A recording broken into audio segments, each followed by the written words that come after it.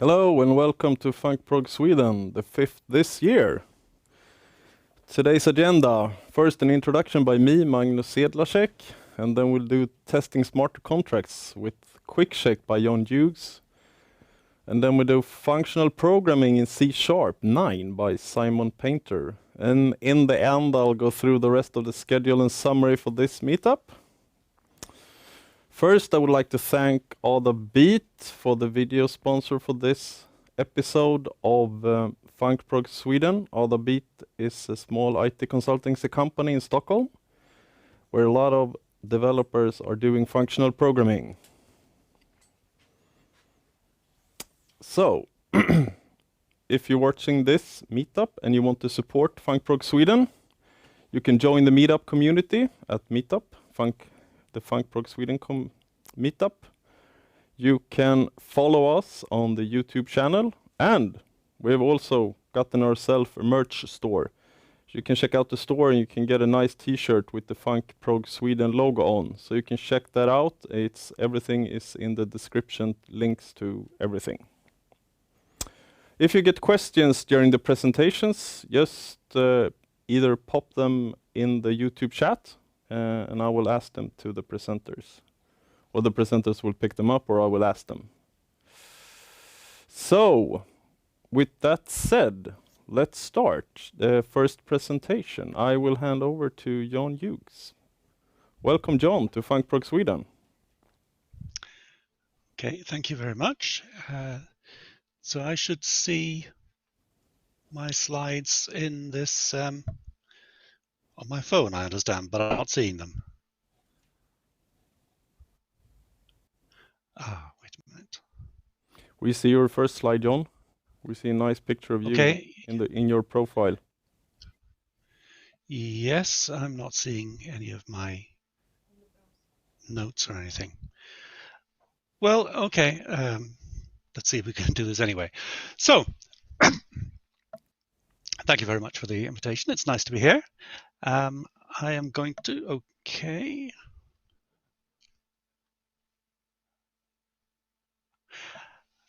I'm going to talk about testing smart contracts. And maybe I should start off just by explaining what a smart contract is. It's a small program that runs on a blockchain and ensures that transfers of cryptocurrency follow the terms of the contract. So it just makes sure that people stay honest.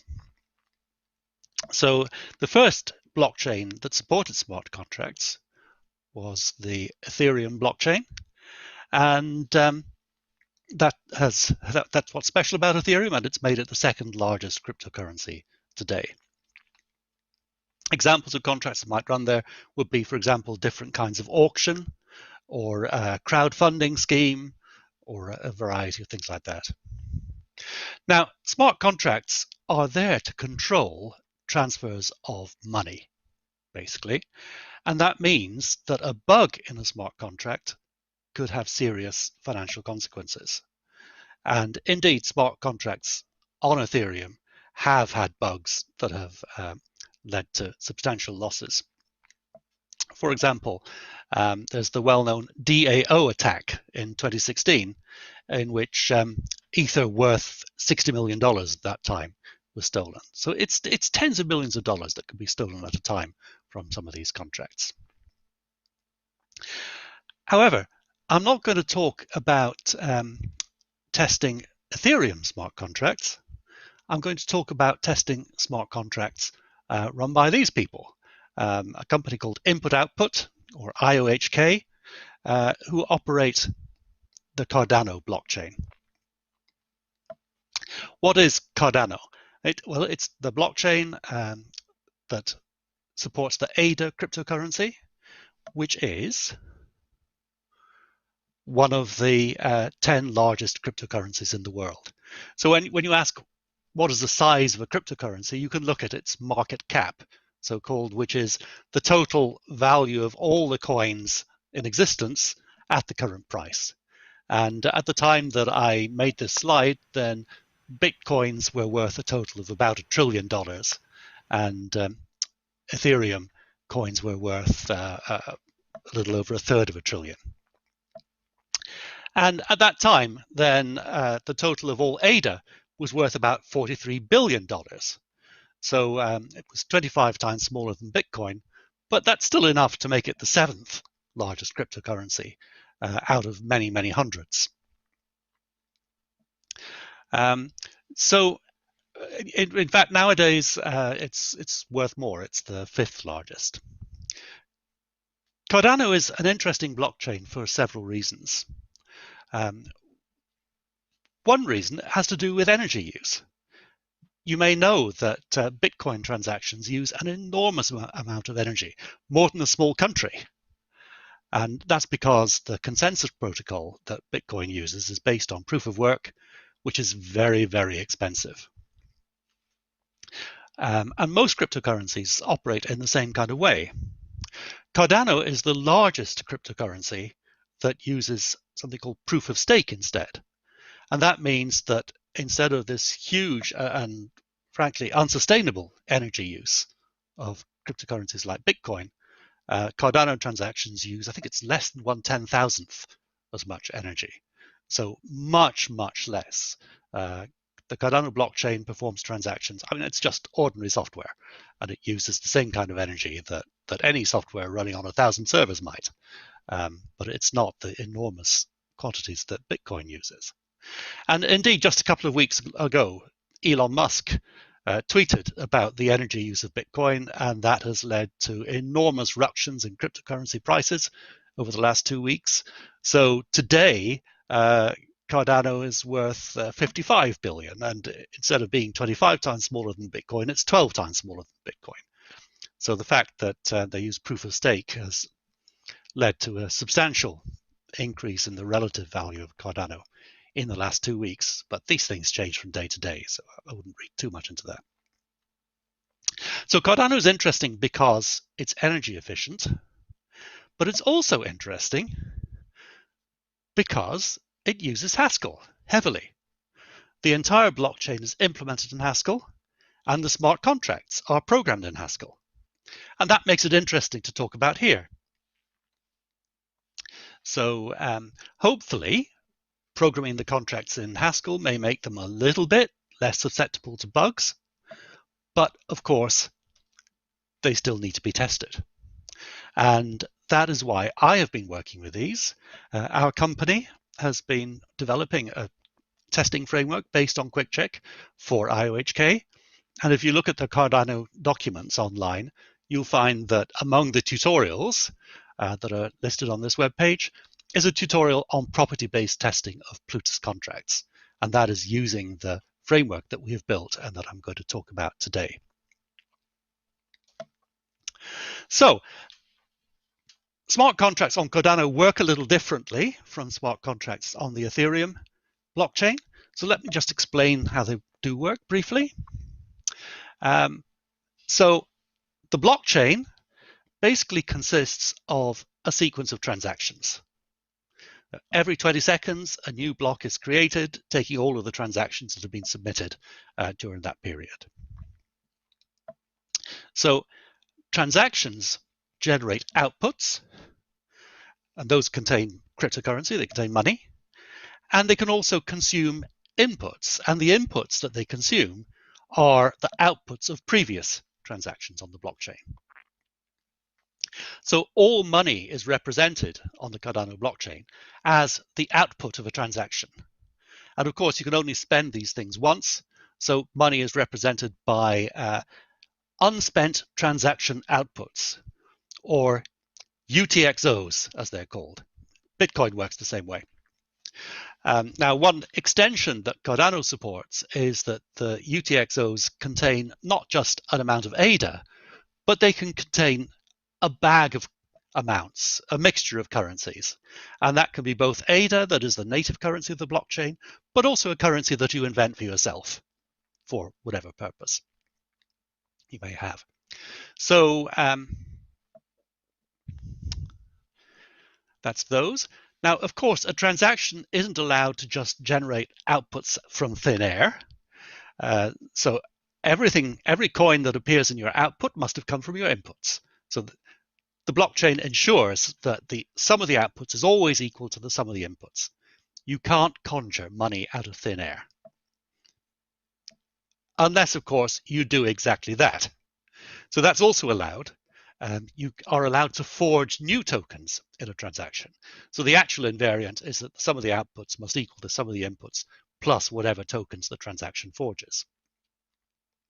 Now, of course, you're not allowed to do that freely. So you can't, for example, take somebody else's transaction output and spend it. And to prevent you from doing that, then every transaction output has what's called a verifier attached. And a verifier is basically a function that will be called when you submit a transaction, and it'll be given your transaction to inspect, and then the function will say yes or no. It's not actually a function from transactions to Boolean, but it's essentially the same thing. So all of the verifiers for the outputs you're trying to spend will run, and if any of them says no, your transaction is rejected. And that's how contracts enforce that you behave as you should. And in the same way, if you forge tokens, then there's what's called a monetary policy, which is another such function that can inspect your transaction and decide whether or not you're following the policy. So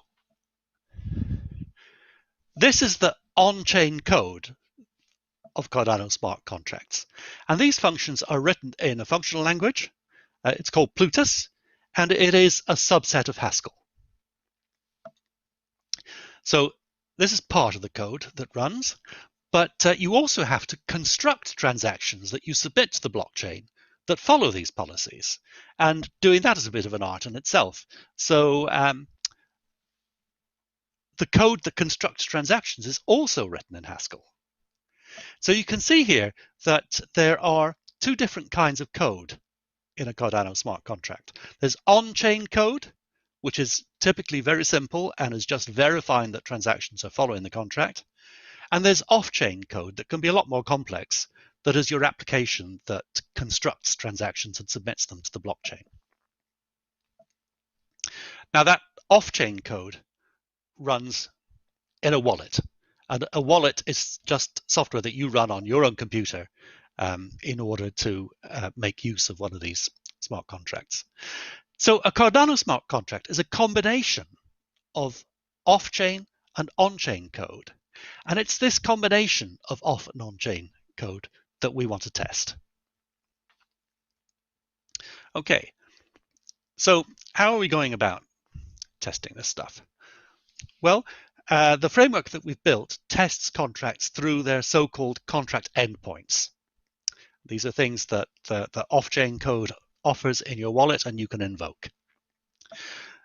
Our test cases test contracts by performing a sequence of actions, and every action may invoke a contract endpoint, and that submits a transaction to the blockchain that then gets verified by the Plutus on-chain code. One contract endpoint could submit several transactions, and they all have to pass the check that the on-chain code applies. And then the next action may talk to another endpoint and do the same thing, and so on. So this is how we're going to test the contract code. We're just going to invoke its endpoints and let it talk to the blockchain. But of course, we have to know whether or not the code is behaving as intended. And to do that, what we do basically is at the end of each test, we check that the wallets end up with the right contents. That is fundamentally what smart contracts are trying to do. They're transferring money from one wallet to another. So we just check that whatever sequence of actions you run, the money ends up in the right place. So of course, we have to know where the money should end up. How do we know which wallets should end up containing what money?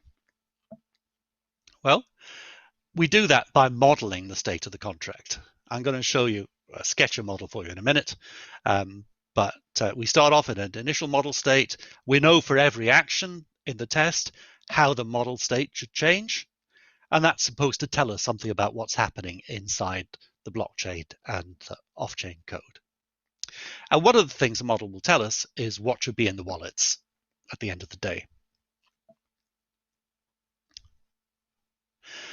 Usually when a test fails, when any QuickCheck test fails, then it's not because of every part of the randomly generated test case. So in this kind of case, typically when a test fails, we may have run a long sequence of actions, and it'll just be a few of them that are the culprits that are responsible for the test failing. And I've colored those red on this slide.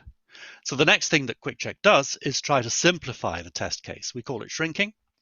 And in this case, we'll end up with just a sequence of 2 actions that provoke the contract code to fail.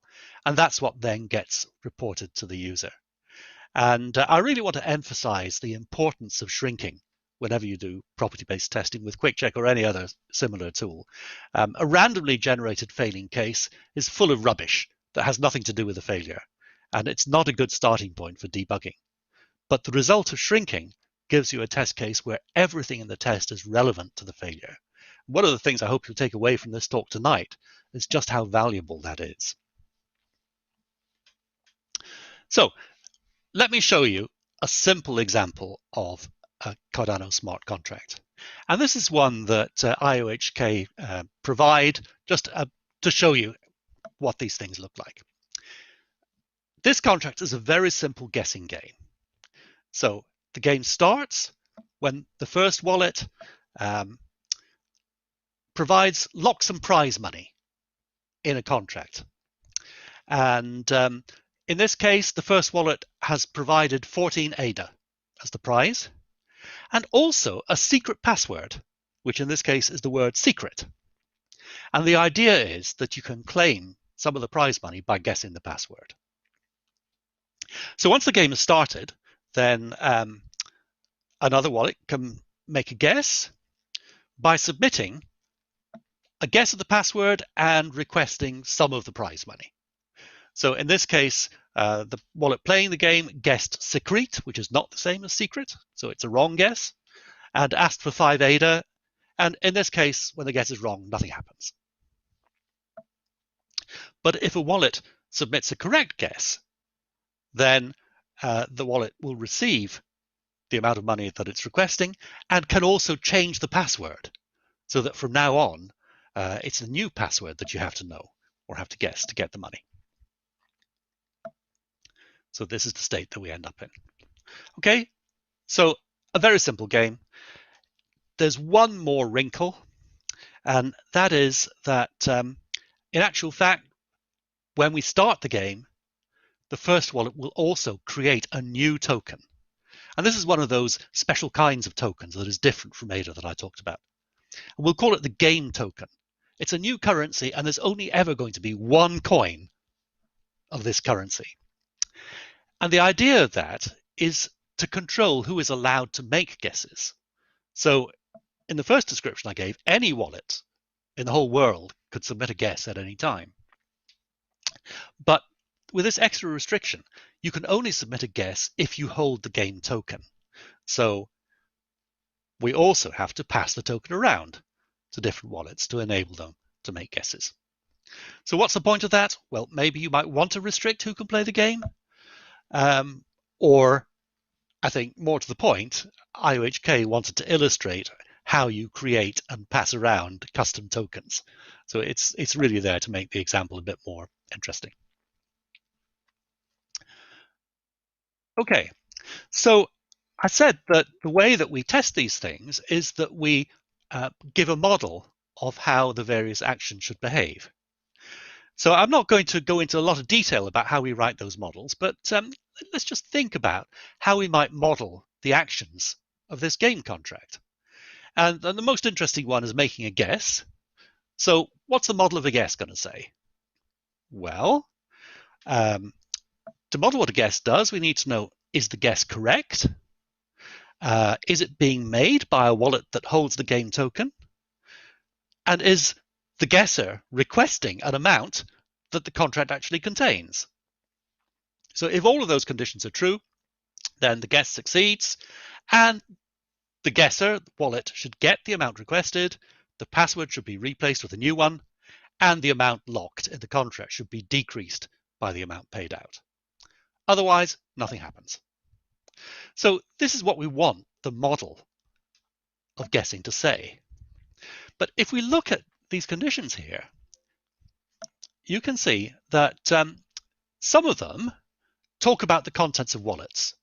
And every time we write a model of a smart contract, we're going to need to talk about the contents of wallets. So this is some generic things that every model is going to need to talk about.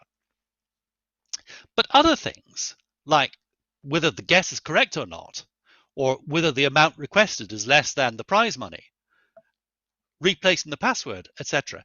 These are talking about things that are specific to this particular game contract. And so if we want to model the behavior of this contract's actions, we need to have a model state that tells us about the guess, the amount locked, and so on. So what we do in order to test this kind of code is we define a simple model state. We keep it as simple as we can, but it tells us enough that we can predict how the action should behave. And in this case, the model state needs to tell us what is the current password, how much is locked in the contract, and where is the game token at the moment. This is the Haskell code for specifying the behavior of guess. Again, I'm not going to look at it in detail. I'm sure not everybody is a Haskell user, and I realize that the symbols may be hard to read for non-users, but I just want you to look at the structure of this and see how it corresponds to that informal description that I gave you. Okay, what's the next state after a guess? Well, first of all, we look up the current secret in the contract state, and we compare it to the guess at the old value that is being made. And if that's correct, well, that's one step on the way. Next line, we look to see where the token is. And if the token is being held by the wallet making the guess, that's W, then we're holding the token, that's a Boolean. Do we have enough ADA? We look at the game value and we compare it to the value that we're trying to withdraw. And then if all of those conditions are true, then we deposit the amount requested into the wallet, making the guess. We replace the current secret in the state by the new one, and we subtract the value from the game value. So it corresponds very directly to that simple description that I gave previously. Okay, so now once we've modeled all of the operations in the contract in the framework that we've provided, we can run the tests. And we can do that just in the Haskell REPL. We call QuickCheck and we give it a property that says that the contract behaves according to the model. And will it pass? Of course not. So what happens in this simple case is that an assertion failed. We see the test case, and you can see here there's a list of actions, and it already looks pretty weird, right? What's happening here is that wallet number one is starting the game by doing a lock action twice with two different passwords. And it's clear that's problematic. I mean, which password should you guess now to get the money? It's very unclear. And more output, QuickCheck tells us that the outcome for the contract instance failed. The contract instance stopped with an error. And it actually tells us that two outputs were found when we only expected one. What's going on there? Well, it turns out that when you start the game, you actually submit two transactions to the blockchain. The first transaction pays the prize money to the contract, and the second one puts the contract into the locked state.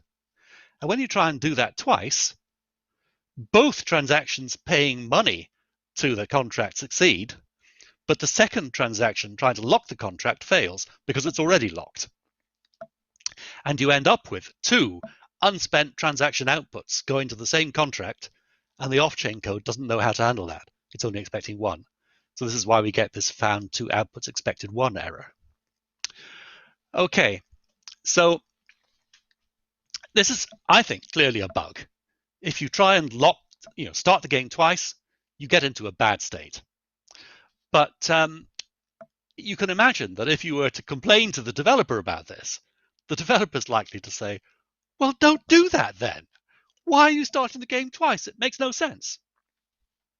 And this is something that we often find with QuickCheck and property-based testing, that QuickCheck will find cases that the developers never thought of and don't want to consider.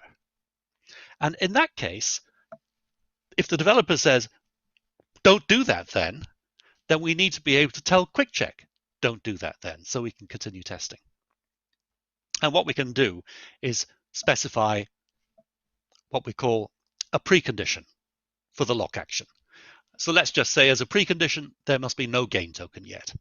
So for the first action, that's going to be the case, and so we can lock, but afterwards, there will be a gain token, and so we cannot lock twice in the same test. And when we specify this kind of precondition, which is an important part of the framework, then QuickCheck will no longer generate tests of that sort. So, will the test pass now? Of course not. When we ran the tests with this modification, then we got this example instead. And here is the test case that we ran. Wallet 2 started the game with a secret password hello, and then Wallet 1 tried to make a guess with a secret password hello. And you can see that the amount of ADA in each case is 0. That's what the zeros here represent. And why is that? Well, because QuickCheck has shrunk this test case to the simplest possible example. And you don't need to actually have any ADA in the contract to make this test fail. All you have to do is have Wallet 2 start the game and then Wallet 1 try to play. So if we look at the error messages, what come out, then we'll see that a bit further down, there's an error message complaining about insufficient funds. Okay, well, you might wonder, why is that?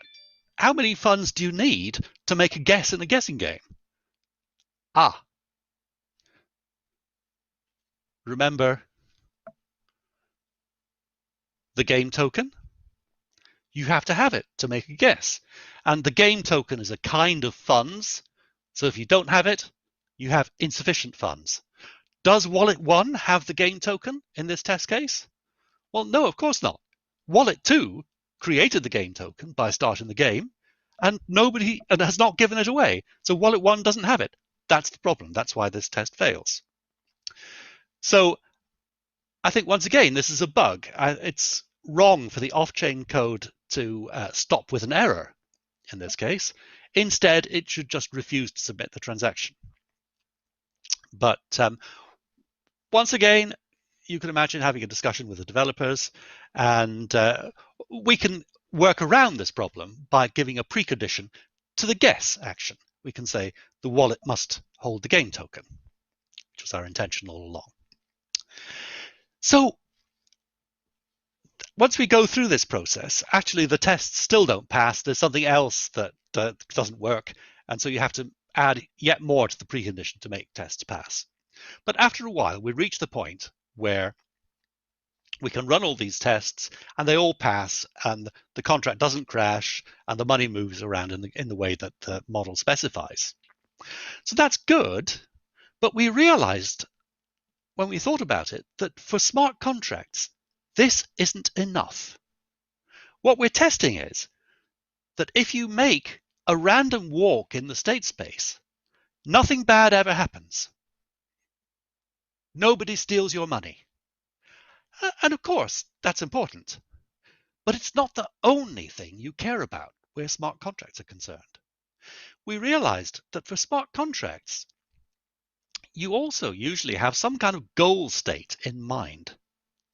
And the goal state might be, for example, a state in which no money remains locked in the contract. And you want to know not only that nothing goes wrong, but that it's always possible to reach that goal state somehow. Right? You want to know it's always possible to get the money out of the contract again. After all, if you end up with a lot of money locked in the smart contract, it's not going to be a great comfort to you that nobody else can steal it if you can't get it either.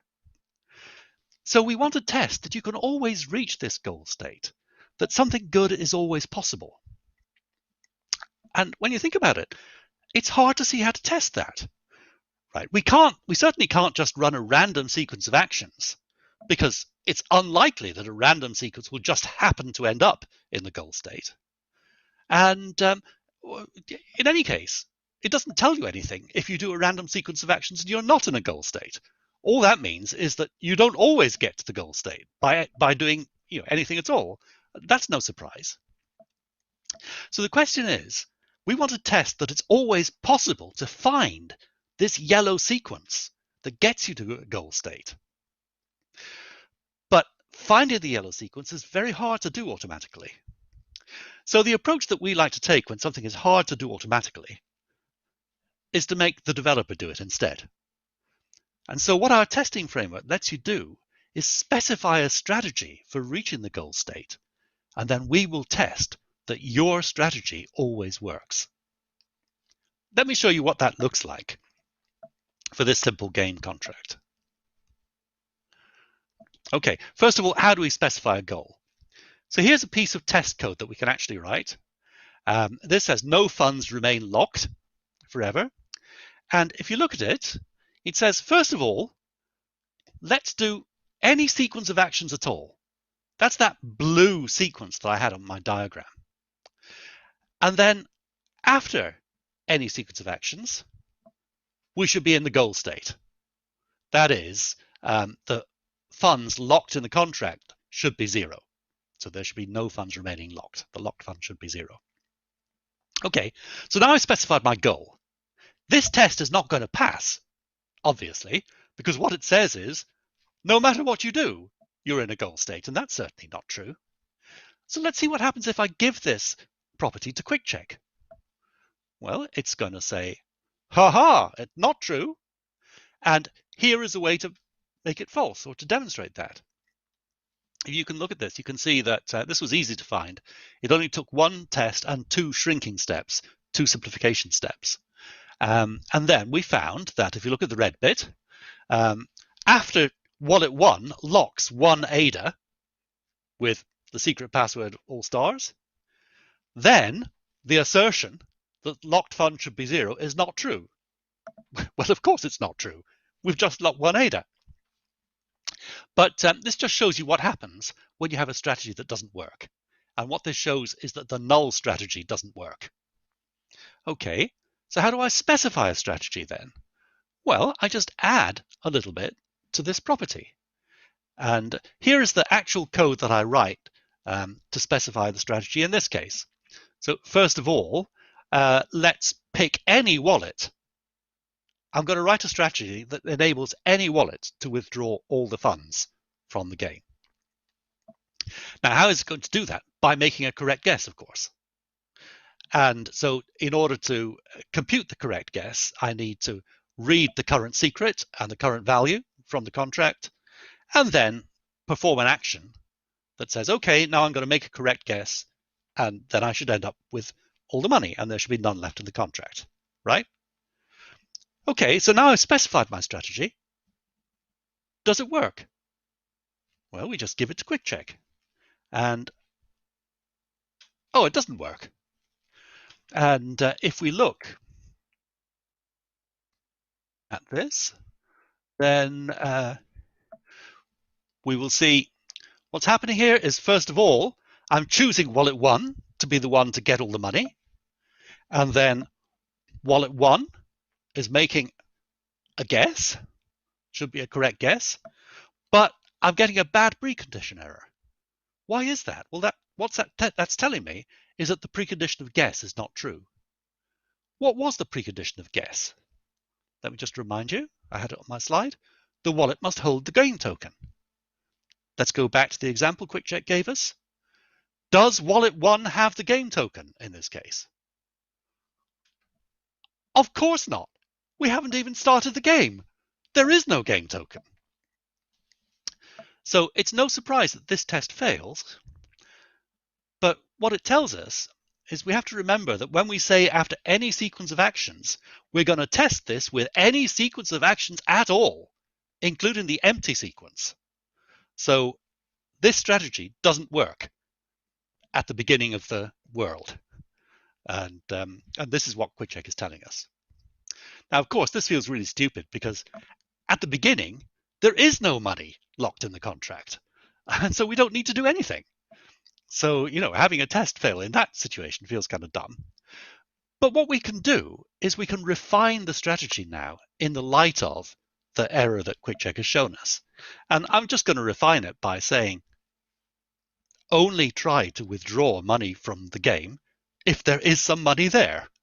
Okay, so this says if the value of the game is greater than 0, then we'll make a guess. Otherwise, we don't need to do anything. Okay, so now it should work, right? Let's see.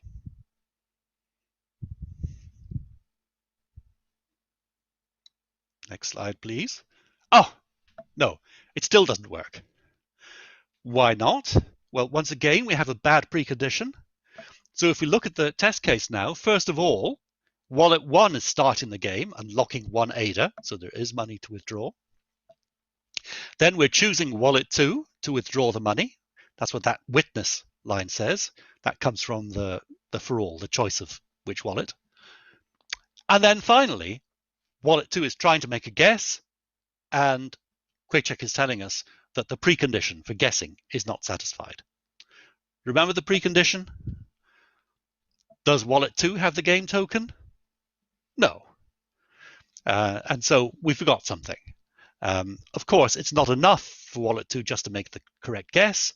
We have to give the game token to the wallet that's making the guess as well. So here is the correct version of the strategy. And I've just added another action to the test to give the game token to the successful wallet. And now this strategy will pass any number of tests. So I've actually now got it right.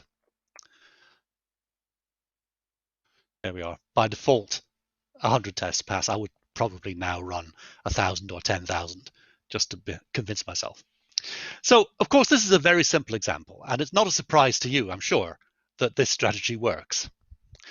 Perhaps you might not have remembered, though, that you have to give the game token to the wallet that's going to do this withdrawal. So we believe that asking the developer to specify the strategy is not a hard task for the developer. We believe that people who write smart contracts know, or they believe they know, how to reach the goal state.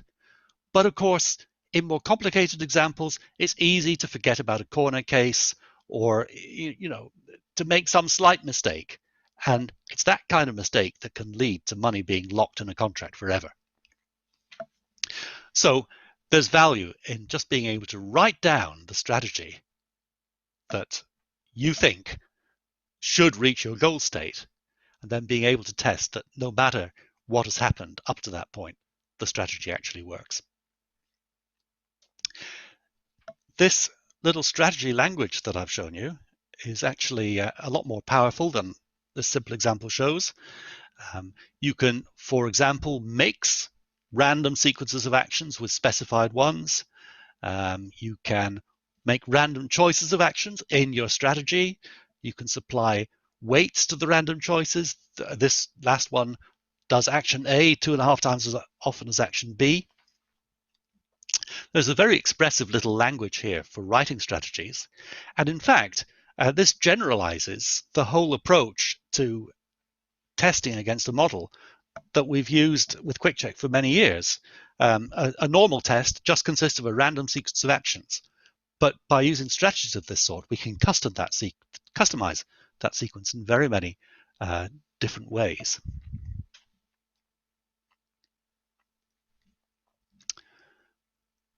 So this framework we've built does have some limitations. We have more work to do.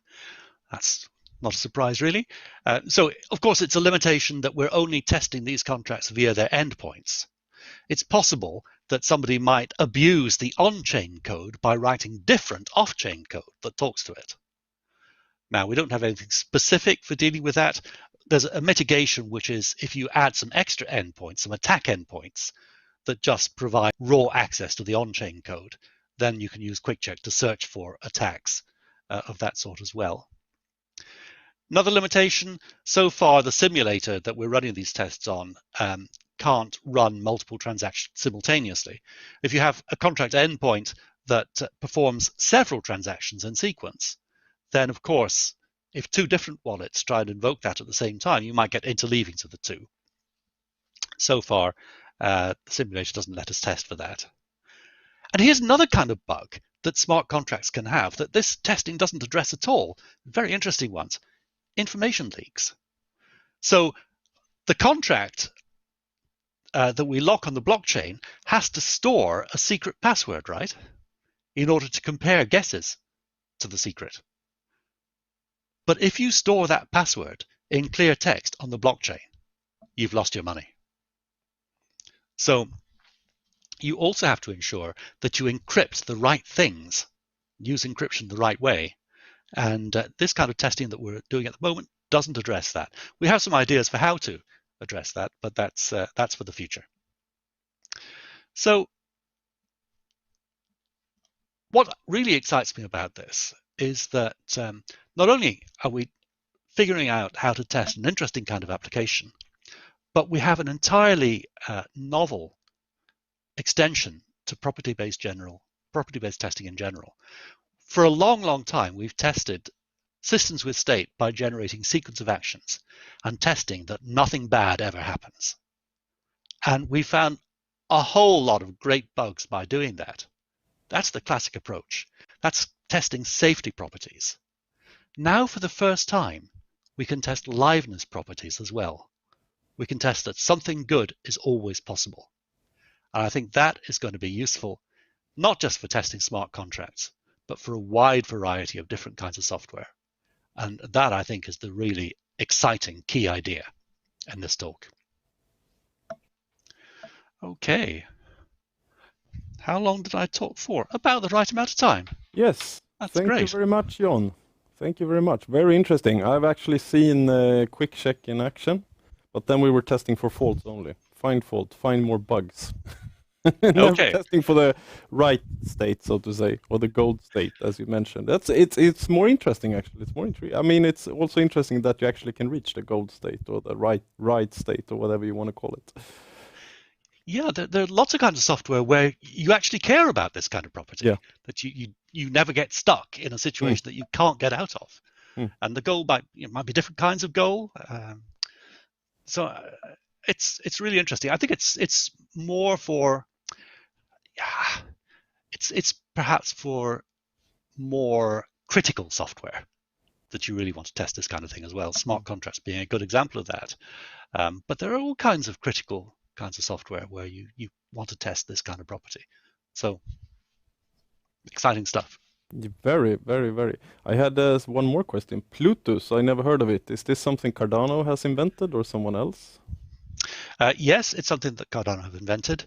It is actually, for those who are familiar with it, it's basically System F. Okay. But what that means is it's just a simple subset of Haskell. So what they do is you write your smart contracts in Haskell and you stay within this subset. And then they're taking the core syntax from GHC, the Haskell compiler. And GHC always compiles down to System F, very simple functional language like lambda calculus. Yep. And they're just extracting the parts that are supposed to run on-chain and transforming them into the on-chain code. How come they did this? Was this for like for speed or for safety or for? Oh, it's for safety, I think. So they, if you look at the Ethereum virtual machine and the Solidity language that is used for programming that, then it's very complex, and there are all kinds of vulnerabilities there, like the DAO attack that I mentioned. That happens when one contract calls another and the other one calls back into the first in an unexpected way. And when it calls back in, then the invariants in the first contract aren't true. Or you can break the invariants, and that was how they managed to steal money. So that follows from the kind of very imperative nature of these smart contracts. So Cardano or IOHK wanted to have purely functional smart contracts, and these verification functions, they're much simpler. Right? They can't call each other. So one contract does not call another contract in the same way. And that, at a stroke, that rules out that particular vulnerability. So they want them to be simple, predictable, to be able to prove things about them. And, I guess what they're betting is that smart contracts spending your money for you are sufficiently critical that it's worth, pulling in lots of programming language theory, formal methods, tools like QuickCheck, and helping people make really very, very certain that, fingers crossed, it's safe. Their money is not going to be stolen. Yes, of course, that's not what you want. I mean, I think that's the biggest fear. Yeah. Oh, I would right. say, I mean, I think that's the biggest fear, yeah. Another question, John, how come you came into software testing and all this Haskell? I mean, you've been on that board, I think, for Haskell or the committee. Yes. So I took up functional programming as a teenager. I came across Lisp. I thought it was so cool. I wrote my own Lisp interpreter so that I could write Lisp programs. It was dire. I found the code a few years later. I sped it up by a factor of 50 in 2 hours. It was so bad. But I've loved functional programming for a long, long time. Yeah. And then way back in 98, I think it was, I just finished some big deadline. And you know how you go, yes. So I was in that state. I had a week with nothing to do. I thought, I'm just going to play. And I thought it could be fun to take, equations and test whether program satisfied them. Yeah. And I showed it to Koen Claessen, a colleague at the time. I showed him the idea, and then he picked it up and ran a bit further with it. I took it back and picked it up, and we ran with that. And at the end of the week, we had the first version of QuickCheck. And we were just doing it for fun. And I think that was a key thing. So one disadvantage was that it was several years before I realized it could actually be useful. But we did it for fun. Yeah. And that, to be able to say, for example, well, my function, it should be its own inverse. And just give that to the computer and have an answer like that. That was something that we thought was really exciting. And because we did it for fun, using QuickCheck is fun. I think that's actually, in social terms, it's one of the most important things about it. I mean, how many people go into work in the morning thinking, great, I can write some tests today? I know there are people who I love know. writing tests. I've done it myself, but I know that there are more people, but not everyone. Yes, yeah. Most people, I find, are not particularly enthusiastic about writing tests. No. What does QuickCheck do? It turns writing tests into programming that we all love. So you can have fun writing the tests, and then if you've got any bugs, they just come out like that. You don't have to search for them. So I think the fun aspect is really important. Well, thank you again, John. Thank you. I will give you a digital applause here. Thank you very much for your presentation. It was very interesting. Thank you very much. Then over to our next presenter, Simon Painter, functional programming in C#. 9. Oh, hello. Hello, Simon. Boys and girls. Hello. Hello. That's a very familiar looking chap on the screen there. No, the other one. The funny looking one with the beard. Yes. Yeah. Who's that? How's it going? Hello. Right. I am not seeing my slides at the moment. I'm guessing they're just going to be popping down in a sec. Ah, there we go. Let's do a quick check. Forward, backward. Lovely. How's everybody doing? I am keeping an eye on the chat on the live video over on YouTube. So if anyone wants to drop any messages, I absolutely encourage anyone who wants to say something silly, ask a question, anything you like. I'm keeping one eye on it. So hello to the 18 people currently online. So let's have a quick start then. This is me. This is there's my contact details in the unlikely event that anyone ever wants to talk to me again after this. So I'm going to talk about functional programming in C#, and this is the lovely super duper updated version. We're going to be covering up to C# 9, which is marvelous. Because why should the functional languages have all the fun? I'm a .NET developer. I want to be able to play in the functional play park as well. A little bit about me, if anyone's really particularly interested. I've been developing for about 16 years, give or take. I've worked for a whole load of companies, including some government stuff. I've done work for The Works, that's a big bookshop in the UK. Briefly, I was one of those contractors that your mum always warned you about when you were little. And at the moment I work for Muller, that's the dairy company that are known in the UK mostly for some rather delicious brands of yogurt. Unfortunately, I started working for them before, it's after lockdown, so I have not yet had the free yogurt I was promised when I get to go into the office. I'm still waiting for my yogurt. I like yogurt. Right, moving on then. So, first off, a bit of good old-fashioned, totally not functional whatsoever C# code, and this is nothing terribly complicated. Incidentally, you may notice some references to certain science fiction TV series and films. Anyone who cares to jump out and notice what they are gets bonus points and no prize whatsoever, but it still makes you cool.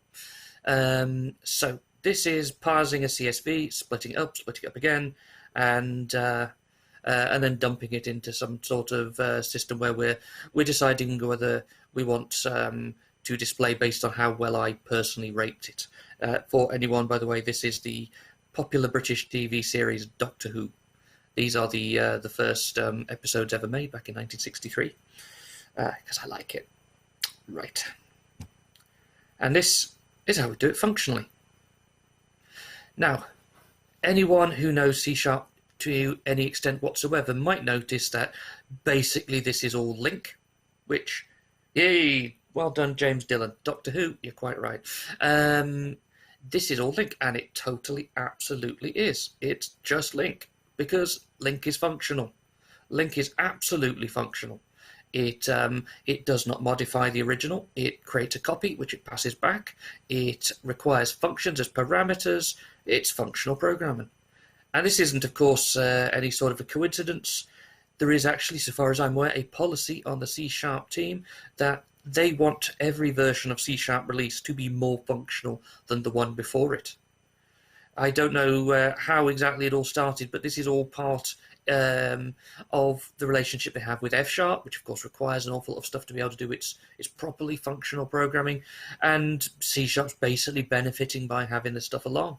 The intention is that C# will be a hybrid language. It's never going to be pure functional, but it's always going to support the functional paradigm along with the object-oriented and, sure, I suppose, the procedural if you really want to. But yeah, absolutely. And that's kind of as simple as basic as it gets, doing C#. There we go, use link. But obviously we can take it an awful lot further than that, because otherwise this would be a terribly short talk. Here's an example of a structure that I can more easily render into a functional form with a little bit of tinkering. So this here is a set of rules that I got very used to working with back when I worked for Inland Revenue here in the UK. And these are rules for parsing a NINO. NINO, for anyone that's not aware, is a national insurance number. We all have to have them here when we work, and it's got a long set of rather arbitrary rules that tells you whether it's valid or not. And if you do it in the non-functional style, it's long, it's complicated, it's got a lot of repetition. But we can do it in a slightly more functional way if we play around a little bit. So, first off, something that not everyone realizes you can do is you can stick funcs in an array. Now, at this point, anybody shout out over on YouTube if you don't know what func is, because if you don't, going to be an awfully long talk for you. But in brief, it's just a function stored in a variable. But so you can stick these things in arrays, though. And once you start to do that, you could do an awful lot of clever things. So I've given these things names just because I like to be verbose, believe it or not. And I'm sticking them in an array, and then I'm calling a link function. And the link function is all. All means go through the items one at a time and then do whatever the heck is in the function I'm passing in. This is another higher order function there. And what it's saying is replace out any spaces with nothing. So we're just compacting it down into the basic characters of your NINO, your national insurance number, and then stuff that into each func in turn. All of these funcs are turn a string into a bool. The bool is, are they valid, are they not? And the string is the input parameter. So the way that all behaves is it goes through one at a time. Every single item must return true. So every function must return true, and if they all return true, the whole thing returns true. But if any one of them returns false, then we kick out early. We don't bother to execute the rest, and we just return a false. So this entirely replicates the whole rest of that big block of code you saw, plus some extra bits, and it's more verbose, and frankly it's easy to maintain if the government were to arbitrarily throw in another rule, which they could. And all of this is nice and functional. So a little bit of creativity, and we can absolutely expand the paradigm out, the functional style of programming out. And in fact, we could even go and tinker out. This is an extension method. Again, please shout out if extension method is something you're not familiar with. But I'm using params, which is one of my other favorite features of almost any programming language, to save myself an awful lot of time, to just give myself a slightly nicer looking function which attaches actually to every single item in the whole of C#, because I have extended this on a generic, which means everything now has a function hanging off it called validate, and then you just give it a series of arrow functions effectively, and it will validate it based on those rules. Woo! And that has saved goodness knows how much typing of boilerplate code that you'd otherwise have to write. I certainly have worked in one or two code bases that would be probably about the quarter of the size they are if we use this sort of technique. And I'm a big fan of lazy programming because, frankly, I'm really quite lazy. Another functional structure, I have heard these things called all sorts of things. I'm aware I'm talking to functional groups. I have this horrible feeling that someone at the back is going to say, actually, I think you'll find that's actually called, or whatever, I don't know. But alt is the name I know this by. So what is alt here doing? Alt is saying, here's a series of operations, and you're going to go through them one at a time until one of them actually returns something useful. And here in my hypothetical example, I've got the first one, which is, it's actually a func. I mean, really, we're going to have to use a little bit of imagination. In the real world, these are like, I don't know, the first one's a database operation, the second one's some sort of fallback flat file operation or something. But a bit of, yeah, you get the idea. But the first one here returns null. The second one returns something interesting. It's a string as it happens. In the real world, it'd probably be a record. And it's just saying, okay, run the first one, that did work, run the second one, that did work. So actually, this will, output here will equal a string, even though the first item there will return a null. And how does that work behind this? Why am I using my keyboard? Because I have to use my phone. There we go. That's how it would look. Little bit of ugliness here. This is unfortunately the way it goes with some of these funky little extension methods I'm writing, but still. I've written two here. The bottom one looking is the first one to look at, if default do. So what I'm saying is attached to everything, and we're going to have an else statement, and that will be run if this, whatever this is default. Now, it has to be called default because integers do not default to null. Neither do Booleans, neither do an awful lot of other things. Most things do, some things don't. We're working with generics, so that's what this great big equality comparer thing is as well. That's just a generic way of dealing with null. So what I'm saying is if it's null / default / whatever, then run the else function. If it's not, then whatever this is good enough.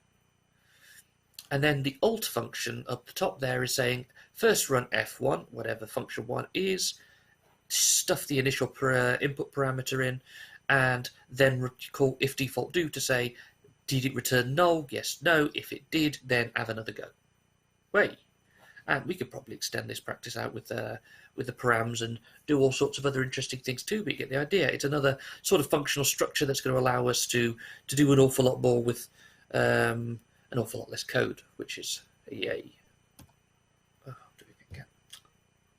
there we go. Fork.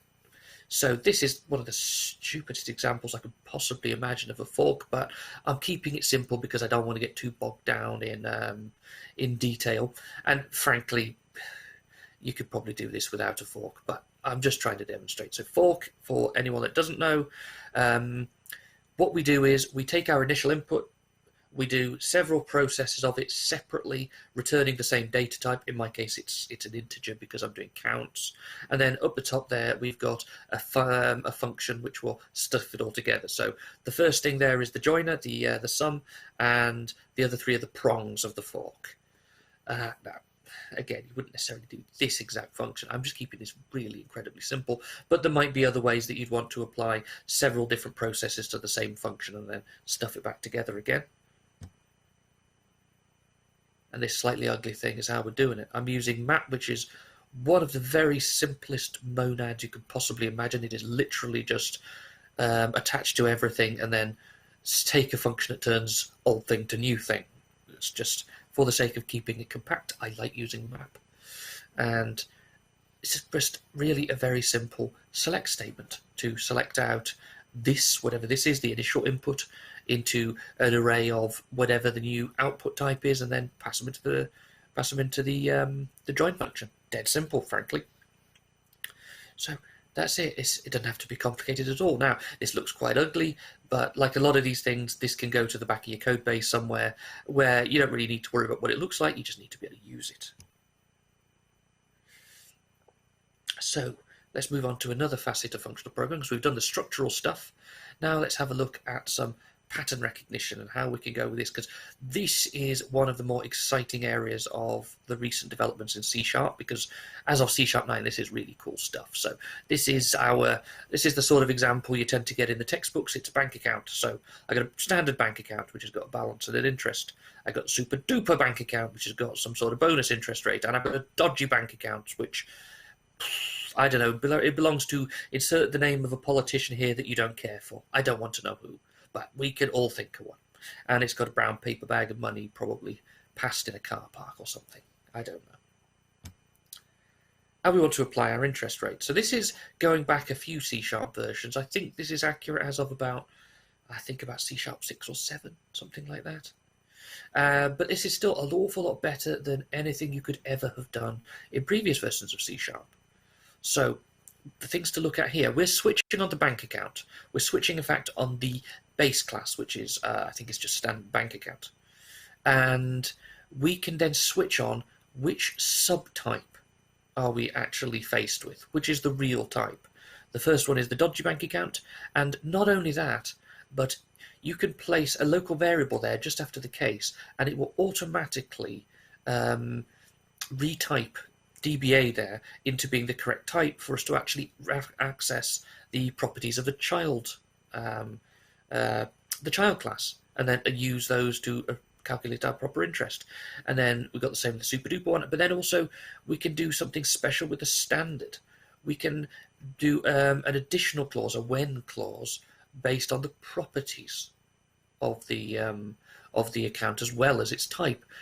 And this, I think, for just this as it is, saves me so much flipping boring boilerplate code that I had to get used to writing previously, and I just don't have to do anymore. We don't have to do type checking. We don't have to do sniffing of one type into another.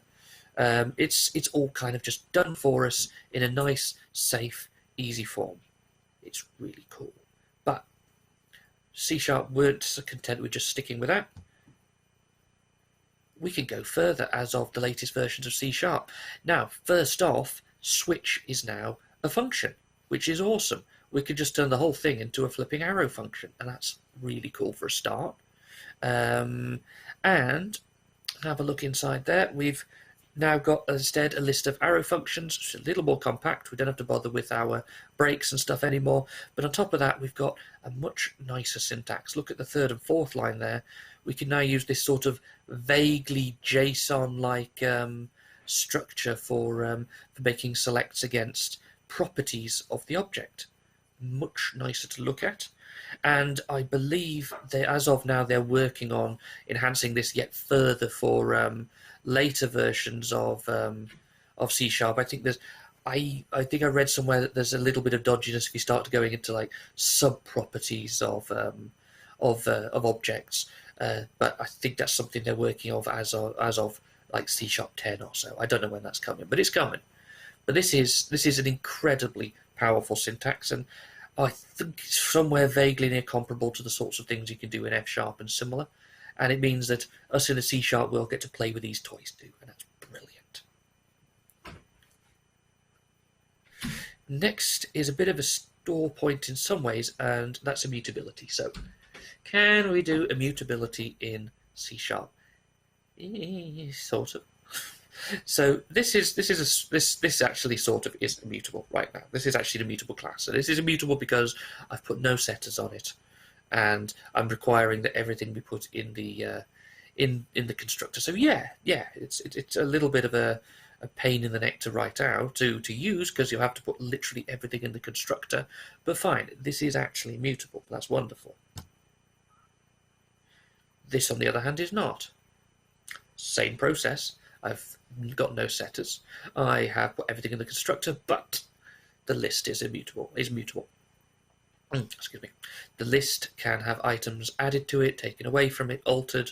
You can't actually replace it outright, but you can still modify it in and of itself. So this is back to being mutable. Are we playing? Click. There. This is immutable again. So I've converted my iList into an immutable array. Bang. Oh, there's a rogue set there. That shouldn't be there. Just pretend that's not there, please, folks. But this is immutable. If you just stick your finger over that set there that's crept in somehow. And that's fine. That's wonderful. What about now? Now we're back to being mutable again, because this subclass has properties, and they're all going to be mutable. So unless we developed it ourselves and wrote it all our own way, so fine. And this is, you could go to an absolutely ludicrous extent to make every single class look like this, but what about dealing with classes that are coming out of third-party libraries? They're all still going to be mutable, and there's nothing you can do about that. So true immutability in C# is a bit of a pipe dream, I think. There is some stuff that's been added in in the recent versions, so we'll come into that in a second, but broadly speaking, immutability isn't really a thing we can accomplish. Not really. I think it's a good idea to pretend that it exists, because you'll tend to write better code that way, but it doesn't really exist in a way that's enforced by the language itself. Now we can do this now. This is moving in that direction.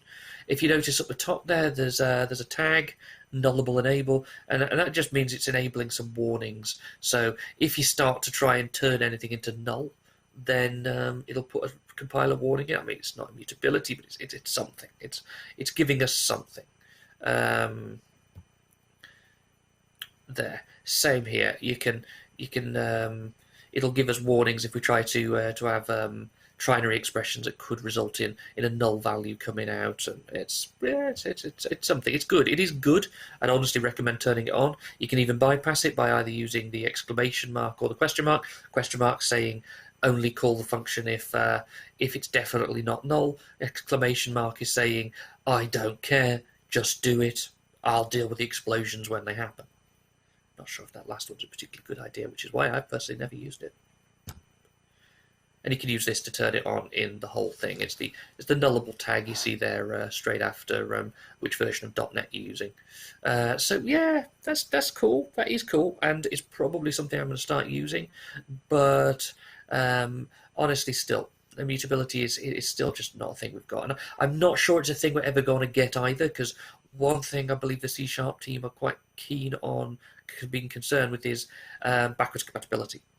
And if you suddenly make everything in C# immutable, well, that is going to break nearly every single C# program that exists in the entire world. So it's probably the reason we're never getting it. And yeah, that's That's another thing we can do. We can put init. This is new as of, I think this is a C#9 feature, and that's to use init instead of set, which means it's a slightly better version of what I wrote previously. It means that you can still use the anonymous constructor there with prop1 and so on without having to use a constructor. But and if you try there to change its value, it'll just say no can do. But we've still got the same problems of subclasses and the like. That's still an issue, though this looks a lot nicer and it's a bit friendly to work with. And this is an example of a slightly the slightly funkier things we can do with switches. We've got operations we can apply based on.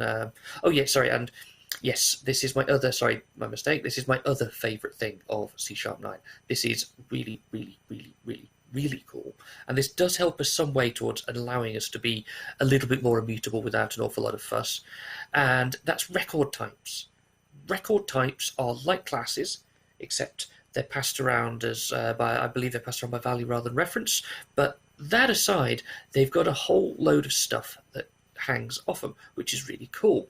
And the one of them is they can be constructed using the with syntax, which is what you see below. So this is my switch statement, and I've created this hypothetical function to update one of the properties of this person here, and I'm seeing what I'm going to do is, rather than have to entirely construct a new one every time, which is what you'd have to do if we're trying to treat everything as mutable. Instead, you can say things like, if I'm changing my first name only, I can say P, that's the person, with first name equals param in that nice little bit of JSON-y format.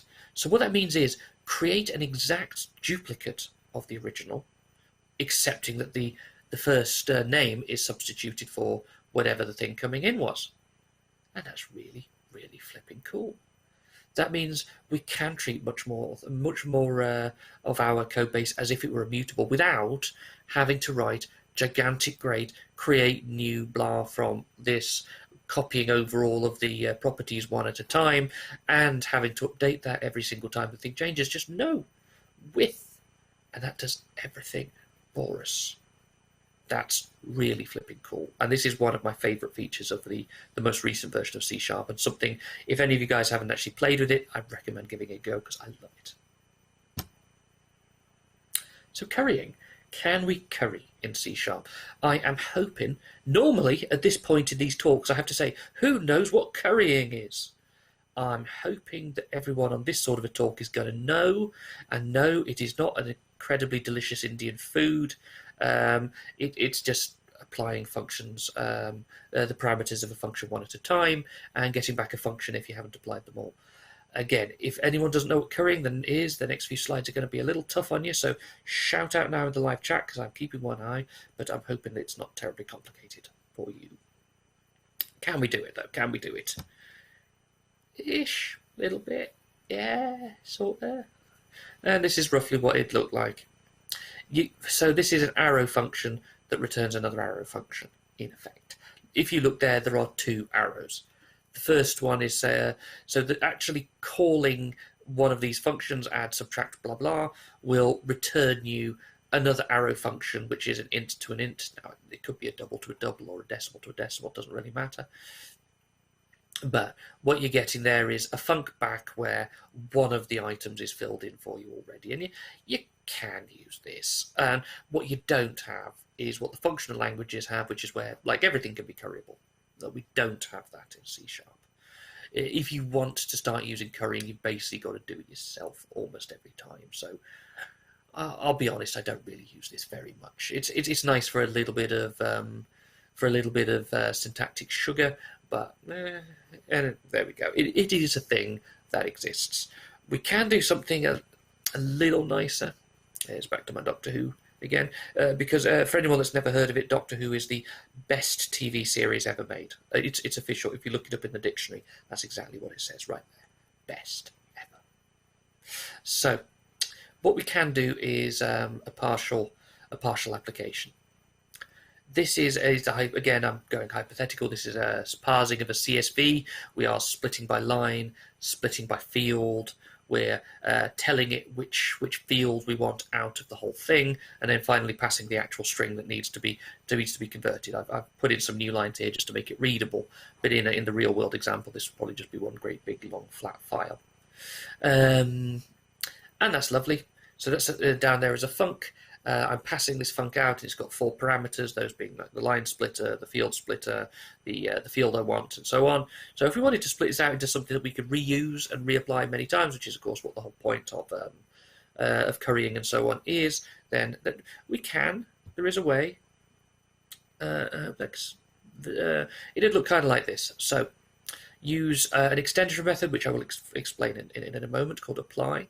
So with apply, I am taking the whole thing with 4 parameters, and I'm applying 2 parameters to it. I'm pass a new line and a comma.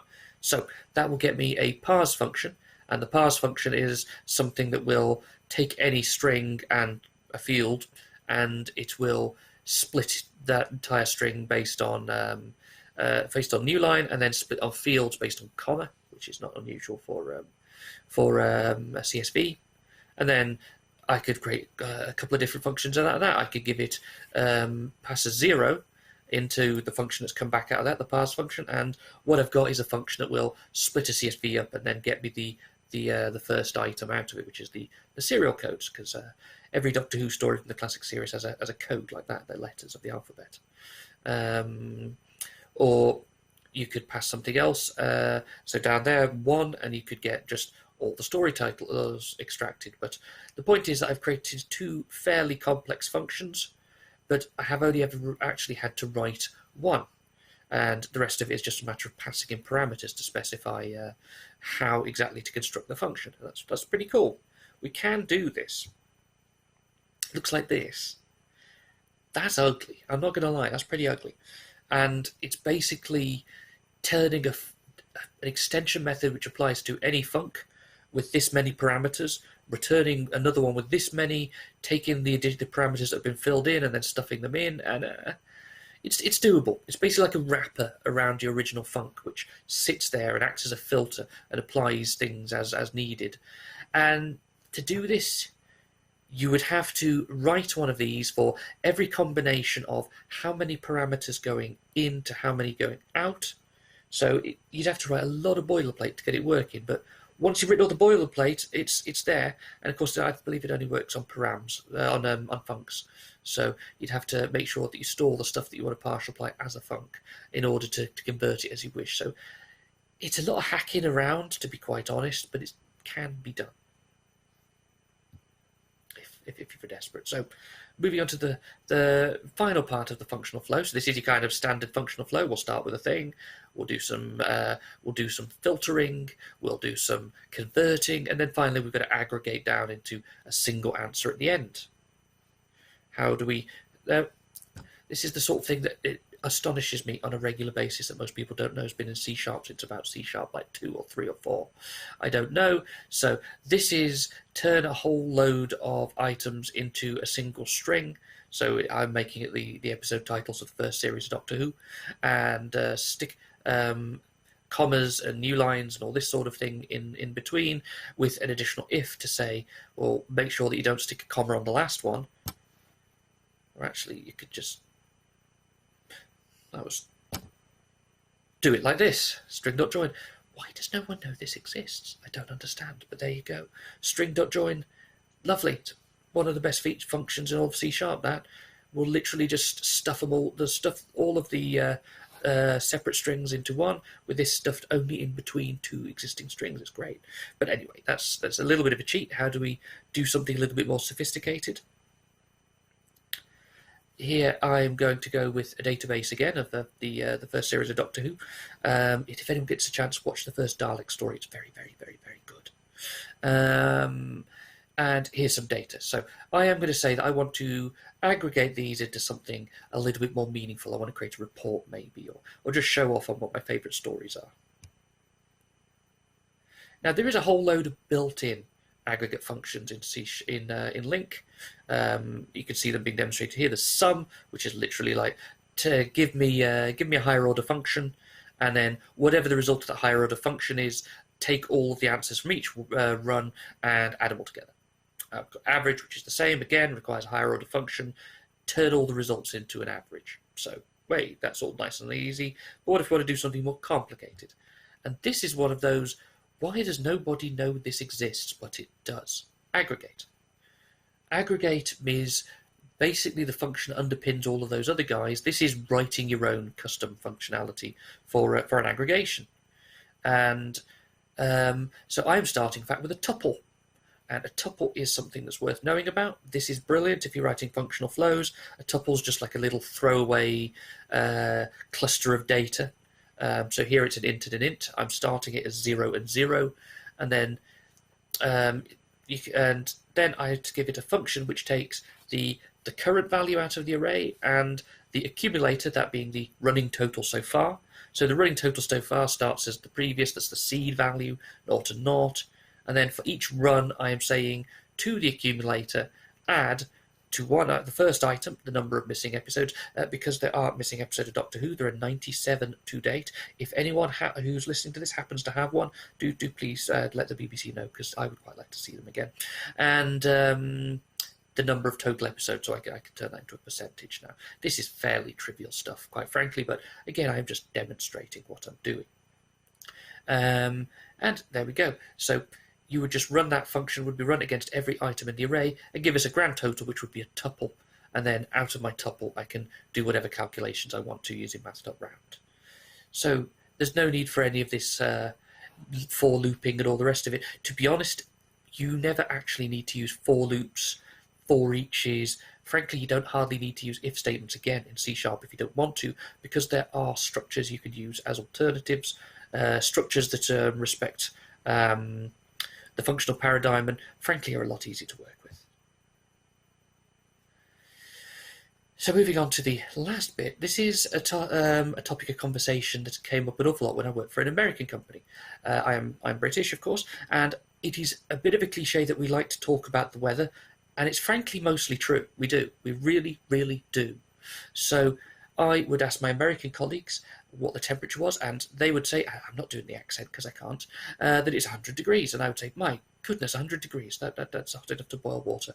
But then you'd have to think, yes, that's Fahrenheit. So the process for converting from Fahrenheit to Celsius is deduct 32, multiply by 5, divide by 9. Of course it is. Yay, why wouldn't? Yes, absolutely.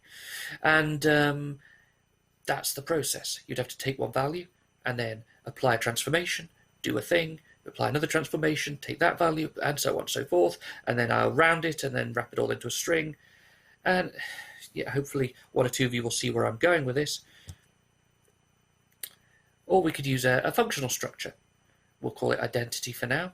Identity here, and I'm using a generic. A generic means I can stick anything inside this. Identity here is just a box to put a thing in. It's a thing in a box.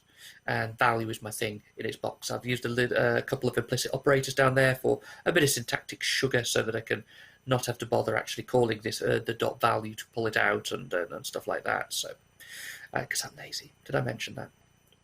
And identity here can have some functions extended from it. So first off, we'll attach an extension method to everything. T, generic, that's everything. And that will mean that it's easy just to call toIdentity off of everything. And then bind there. Bind is just the same as map. So bind is saying, if you're an identity, you can use the bind function to give a function, and the function will describe how to transform the old file, the old data into the new. It's just a transformation step, and it can be anything to anything because I've used two generics, and then call back an identity of that, which has the old value, the new value stuffed into it, and I'm taking the value out of the old one as the input to the parameter. That took me an awful long time to say, but that's what it looks like. Same exact thing. Same exact thing. I am just a series of steps. Each one takes the old value out of whatever it was, runs a function against it, and look, there's my curried functions. I see I do have uses for them. Run a transformation. So I'm doing a subtract 32, multiply 5, divide by 9. And there we go. That will actually output finally a string which is formatted with the correct transformation ultimately applied. So this is a monad. for anyone who probably, I'm talking to an audience of people that already know all this sort of stuff, but this is a monad. And this is how you implement one in C#. So we can do that too, we can. It's just you've got to hack around a little bit to make it work. Now here's a slightly more complicated one. This is the maybe, and the maybe is the one where it can return something or not, depending on whether a previous step works. And this one actually will come null, because I've created a function here which I know will be null. But what we want is for those string replaces not to fail, because of course that's exactly what happens if you try passing a null and calling a property of it. So the maybe is how we do that. And this is what a maybe looks like in C#. A maybe starts with a base class, which is abstract, and that's because we don't actually ever want to implement it. We just want to have the two subclasses. The subclasses, now I'm calling this is the one where there's something and the one where there's nothing. Now I could call them something and nothing. I've heard them called I've heard them called honestly all sorts of things. I've heard them called option. They've had loads of names, but this is as good as any. But we've got two subclasses. The one where there's something inside it and it worked, the ones where there's nothing inside it and it didn't work. The best description I've ever heard of this process was from Scott Vlashin's website. I think it's F# for Fun and Profit. Very good website, recommend checking it out. And he described it as being railway-orientated architecture. His description was that you imagine that you've got railway tracks running in parallel. There's the top one where everything works, and there's the bottom one where nothing worked, or something didn't work, and every function is a point going from the one track to the other. And the idea is that if a single point fails, as in one function fails, then we switch to the it didn't work track and then just coast into the station without doing any further work. And that's exactly what this does. It allows us to define a single train, a single path, but then if something doesn't work, we don't have to start putting all those branching if statements that end up looking like family trees. And that's what that looks like. It's mostly the same. It's mostly the same, except our bind is now more complicated. We're having to do a switch based on, there's that slightly scary looking equality comparer again, but it's just checking was it null. And we're putting a try catch in, so that means that if we get a null back, if we get a null, or if something fails, then it's fine. It will not fail, it won't crash out, it'll just return a nothing class. So then that's the signal to the thing at the end that it didn't work. Otherwise, if it does work, if it did not fail and it did not return a default, then we get a new something, a new just or whatever, and that is returned as a new maybe. So we can carry on the process. You can also return this out of a function. If you return a function out on an interface with maybe tag around it, it effectively means, I don't know if this is going to work or not. You've got to judge when you receive it, and you've got to know what to do.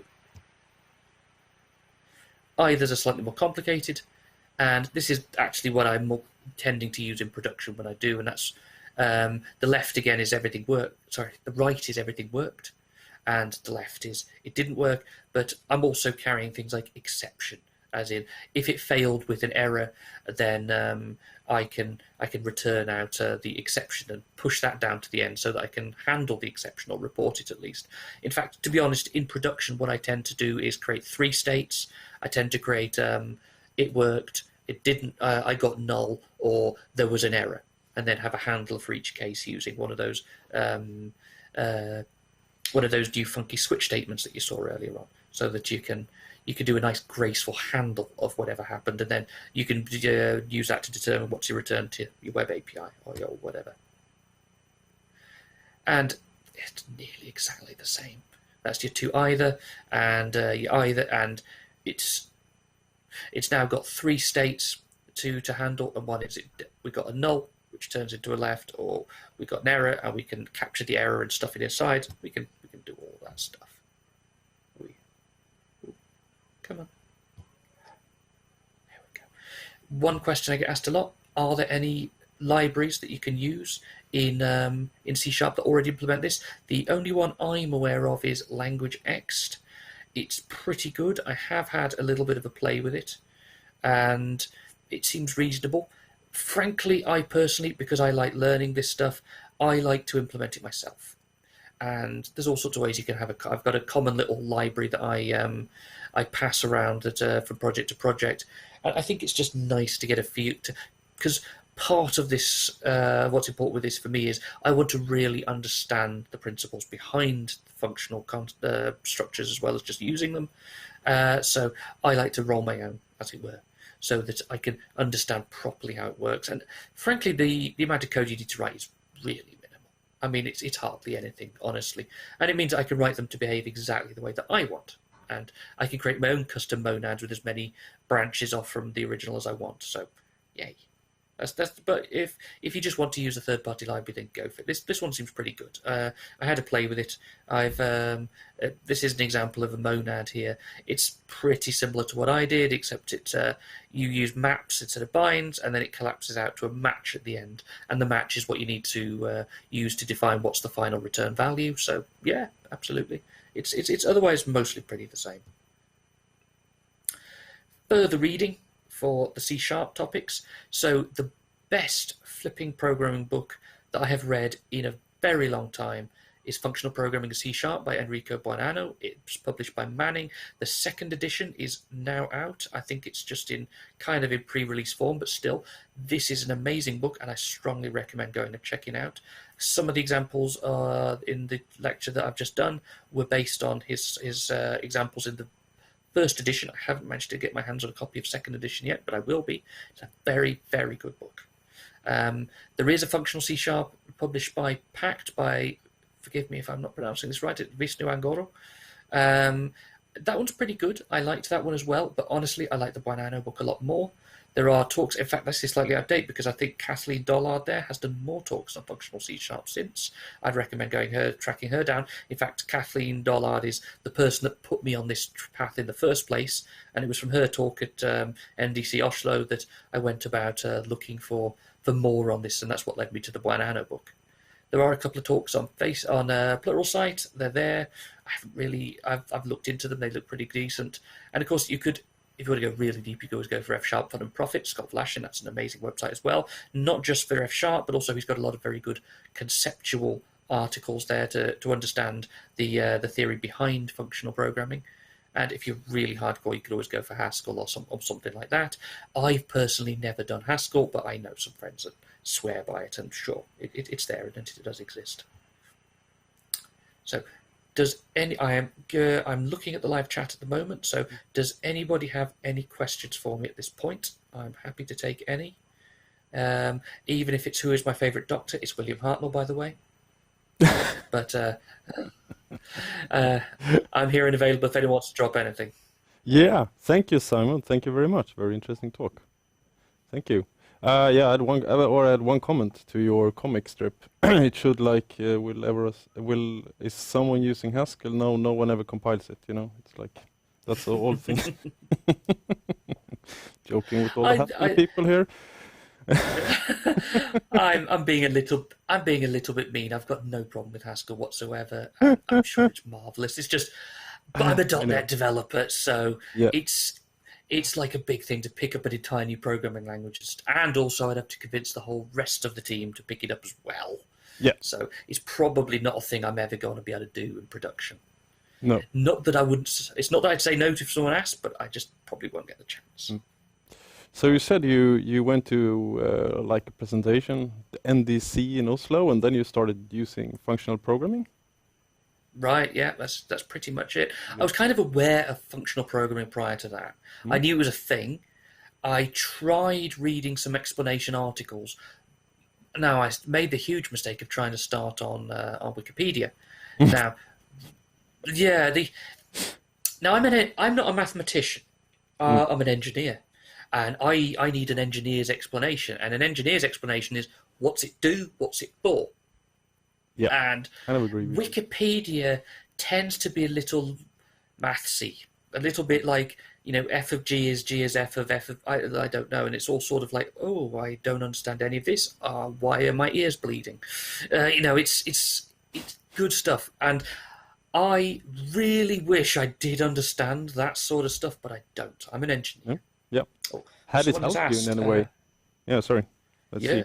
Yeah, I've got a question. Ooh. Thank you. Have I ever used F# in my projects mixed with C#? I haven't, but I have worked on with people who have, and so far as I'm aware, it's a marvelous thing to do. I mean, I know that the F# guys are going to swoop in and say you can do everything in F#, and that's completely true. But honestly, I think where F# is really happy is like crunching numbers to numbers and classes to classes and all that sort of thing. It does it so much better than C#, and that's kind of maybe one option you've got.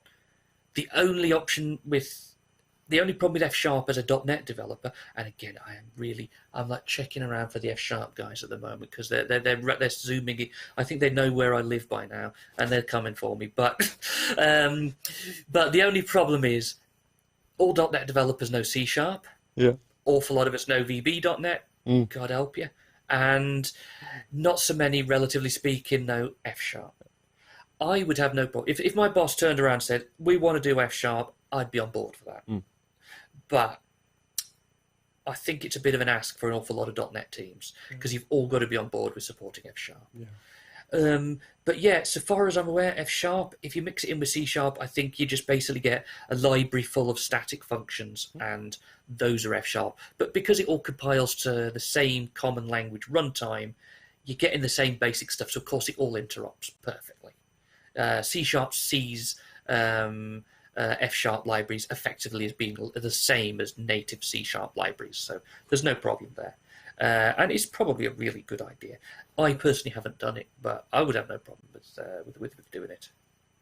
Another question. Would you say you become a better programmer when you start learning functional programming? Have your code become better? Yeah? Yeah, absolutely. I mean, if for no other reason that, like I said before, I am really, really lazy. And I don't want to write a lot of code. I like to write as little code as I can get away with, so long as it meets all the objectives. And functional's much better for that than any other paradigm on the market. Well, there's only two of them, but of the three that I'm aware of, functional is the most concise.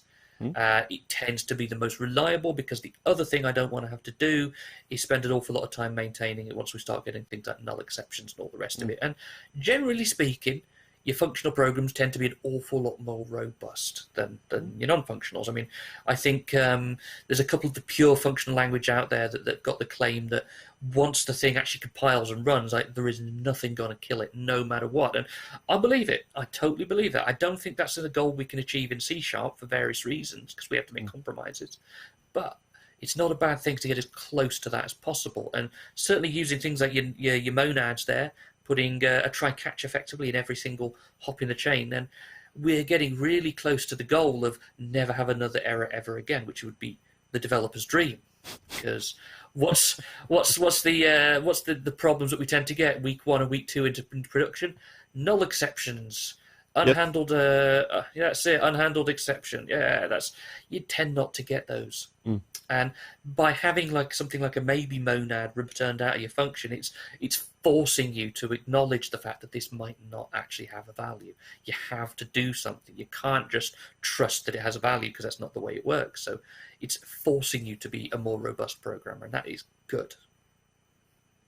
Yes. Then one more question. You're lazy, so what will happen? Everyone will go into functional programming, and then you will do functional programming if everyone... level 2. I suppose, yeah. Why not? Functional programming 2, this time it's personal.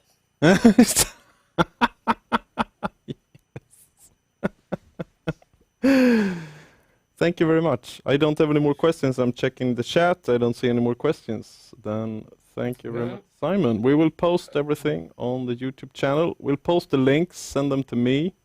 If you had some links to different pages, sites you want us to show, Simon, I will flip it over to you.